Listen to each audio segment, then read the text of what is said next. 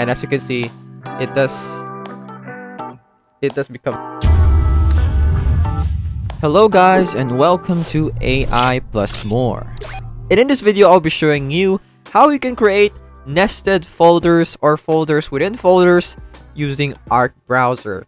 And if you don't know what that means before, it's putting a folder for your bookmarks within a folder for your bookmarks.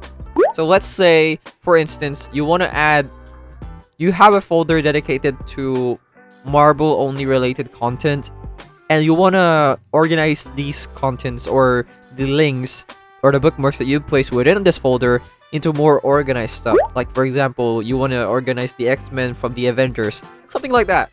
So I'm going to show you how you can do that. And fortunately, I have here a folder for Marvel related content. And I have here a trailer for Deadpool and Wolverine. And let's say we're gonna try and organize the Deadpool and Wolverine one into an X-Men only related content.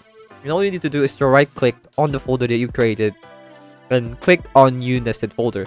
And as you can see, here we have a new nested folder or a folder within a folder. You can call this X-Men related. And we can just drag that link there. And now it's part of that if we can close this one, or we can just close this and it will be, you won't see it, but right now we're seeing it because it's open. So let's say we're going here and we close that, and as you can see, it does become hidden. And we close the Marvel related content folder one, it does hide the X-Men related content one as well. So if you want to add another folder within the X-Men related folder, you can just once again right click on it and then click on new nested folder. Let's say we want to add another one. We'll call this our Avengers related content, and we can just add another video there. Just drag it there. For example, the Godzilla one, drag it to the Avengers related content, and that's it.